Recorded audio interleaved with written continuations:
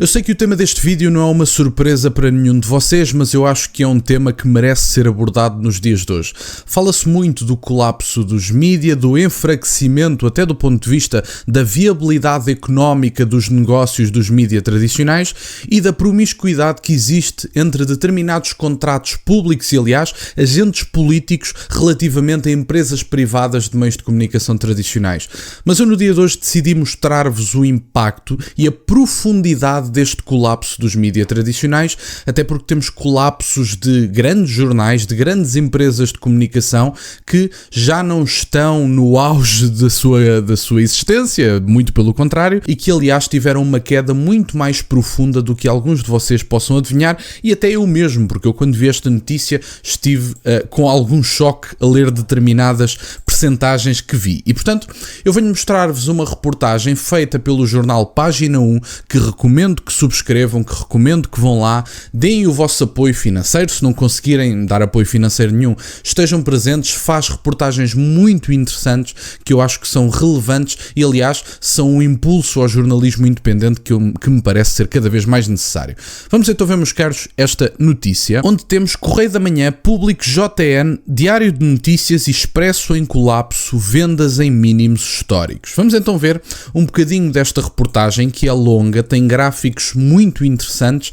Eu venho apenas mostrar um primeiro resumo, falar aqui um bocadinho das partes que eu considero mais relevantes, deixo o link na descrição e vamos passar aos números, que eu tirei aqui umas quantas notas.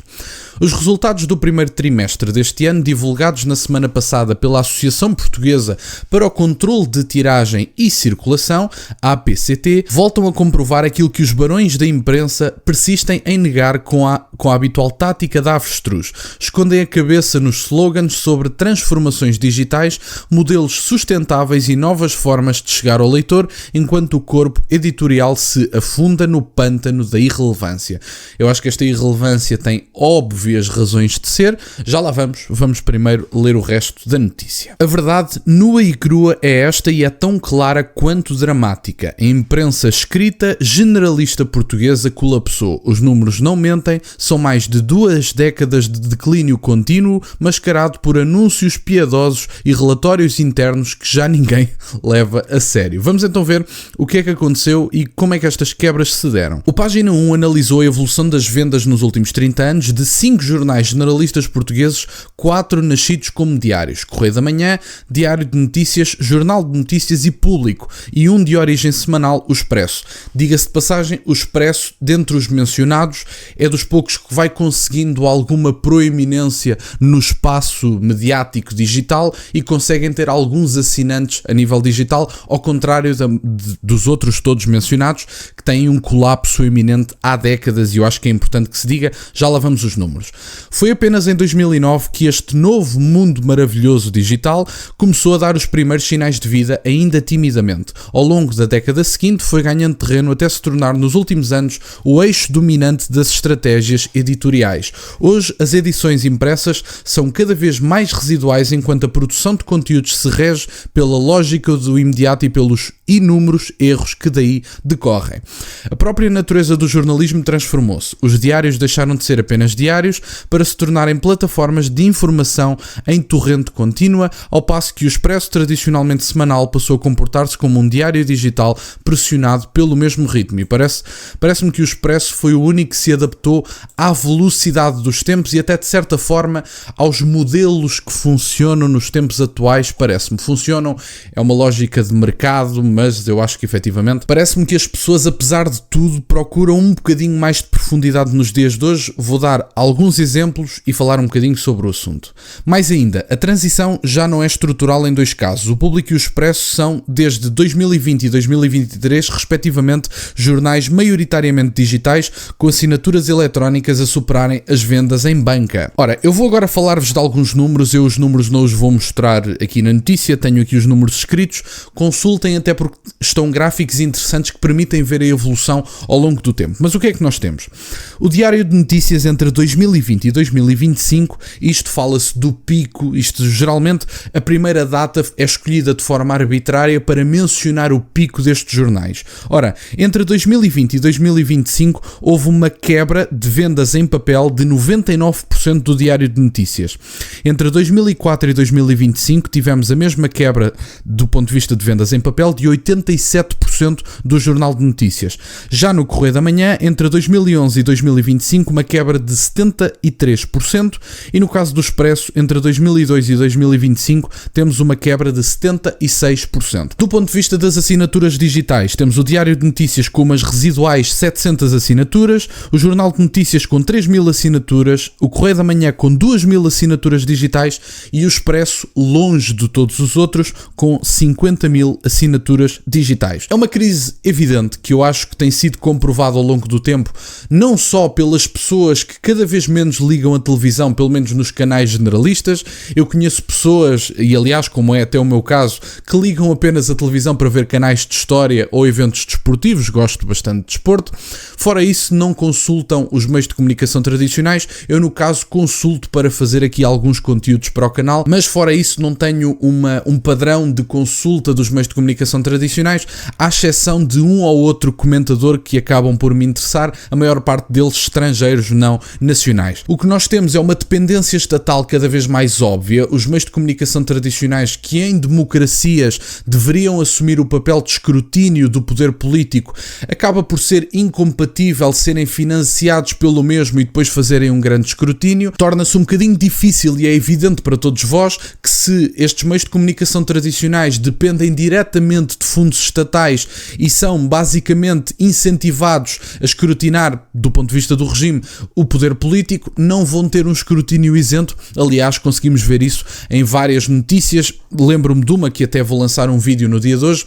Houve um vídeo que eu lancei em primeiro lugar antes deste, em que se fala do autarca de Vizela. Mas quem é o autarca de Vizela? Quem é esta pessoa? Este autarca de Vizela tem ligações partidárias? É um independente? É o presidente da Câmara? Afinal, quem é esta pessoa? É um autarca do Partido Socialista. E não tenham dúvidas nenhumas que se esse autarca fosse de um partido à direita, nomeadamente o Chega, saberíamos logo que o autarca não era de Vizela, que o autarca não era dono do McDonald's, como acontecia com tantos outros, era o autarca do Chega, nem interessa qual é a zona do país. E esta partidarite que tem tomado conta dos meios de comunicação tradicionais, a meu ver, é apenas uma das razões que justifica este colapso iminente dos meios de comunicação tradicionais. Estamos noutros tempos e não é porque as pessoas estão mais imediatistas, e apesar de que não é essa a razão, também estão mais imediatistas, ninguém diz que não, mas por outro lado, eu sei que a minha geração, e mostram alguns dados, a minha geração, as mais recentes e até algumas mais velhas do que eu, são pessoas que no período pós-pandémico começaram a ler mais. As vendas de livros aumentaram, a Feira do Livro é muito frequentada, aliás, a Feira do Livro, que é agora um dia destes, está com máximos históricos do ponto de vista de vendas, do ponto de vista de barracas, de várias marcas, de várias editoras que estão presentes, e portanto, tanto a minha geração como algumas anteriores estão cada vez mais interessadas em livros, e a prova claríssima de que as pessoas da minha geração, e até mais novas e mais velhas também, mas falo da minha geração porque é aquela com que obviamente me identifico, não é? Mas as pessoas da minha geração dão prova viva de que os meios de comunicação estão a falhar, muitas vezes por serem pouco profundos, nomeadamente nas assinaturas da Crítica 21. A Crítica 21 é uma revista de trabalho cultural, digamos assim, cultural/político, em que são dadas opiniões, são feitos ensaios muito interessantes sobre vários temas, e os assinantes da Crítica 21 recebem também um livro de história política, de grandes autores políticos que foram relevantes na história política ocidental ou não, mas que não têm propriamente traduções em português, como é o Joseph de Maistre. O Joseph de Maistre não tinha, segundo sei, não tinha nenhuma tradução em português. A Crítica 21 encarregou-se de fazer essa tradução, e eu por acaso acho que até tenho aqui o livro, já agora até eu posso mostrar. É este aqui, basicamente, o ensaio sobre o princípio gerador das constituições políticas. É um livro muito interessante que vale muito a pena. Eu sou assinante da Crítica e eu conheço muitas pessoas da minha geração que também o são, e porque estão à procura de profundidade, porque não querem o comentário raso que há nos meios de comunicação tradicionais, porque estão cansados que lhes seja vendida uma retórica de um país perfeito pós 25 de Abril, que aliás tenha sido criado um mito em torno da Revolução de Abril, que na verdade não teve correspondência com a realidade do ponto de vista das condições de vida da pessoa comum. E a pessoa comum estava acomodada, estava dramaticamente mal representada, e agora que vem uma representação e uma possibilidade de representação que numa primeira instância é sem dúvida nenhuma o conjugar de alguma angústia e de algum rancor que há para com o sistema político, e isso não é mau. Aliás, mau seria tentarmos reprimir essa angústia e esse rancor, porque o problema não é tentar representar esse rancor, o problema é a origem desse rancor, e a origem desse rancor é um sistema que fracassou para com a minha geração, que fracassou com as gerações anteriores e que está a fracassar com as gerações vindouras, e portanto tem que haver uma reação, e essa reação existe, e essa reação traduz-se na falência e no colapso iminente do jornalismo, essa reação traduz-se no voto em partidos novos, essa reação traduz-se na procura de formação em áreas que o regime não patrocina e o ignorar daquilo que são as narrativas oficiais promovidas por elites liberais que estão a mando de elites liberais estrangeiras, porque as nossas elites liberais são das mais burras da Europa e, aliás, nem sequer têm o mérito de ter narrativas próprias, estão apenas a mando de agendas da União Europeia. Dito tudo isto, e até porque já alonguei o vídeo, o colapso do jornalismo está iminente, não há sinais de que venham a alterar grande coisa, apesar de que a SIC Notícias já está a fazer algumas adaptações aos tempos, mas eu acho que o jornalismo independente tem muito espaço neste momento. Qualquer pessoa que se queira envolver num projeto desses que o faça, que avance, porque é preciso pessoas independentes a mostrarem a verdade, porque esse no fim do dia é o papel do jornalista, não é... Como dizia um jornalista, já não me recordo quem, nas televisões portuguesas, o papel não é querer salvar o mundo, o papel do jornalista não é querer salvar o mundo, não é indignar-se com o mundo, é mostrar o que é o mundo, trazer informação sobre o mundo. E se o jornalista está indignado com o mundo, se quer fazer moral, dizia também este jornalista na SIC Notícias, se quer fazer moral, que vá para padre, que vá para outra profissão, porque na profissão de jornalista não é esse o papel que tem que desempenhar. E portanto, era isto, meus caros, que eu tinha para partilhar. Peço-vos desculpa pelo vídeo longo, mas tinha algumas coisas a dizer. Quero-vos agradecer imenso por estarem desse lado. Peço-vos só que deixem o gosto neste vídeo e que subscrevam o canal. Tem as minhas redes sociais, o MBO na descrição, por acaso de quererem fazer alguma doação. E nunca se esqueçam, meus caros, questionem tudo. Até à próxima.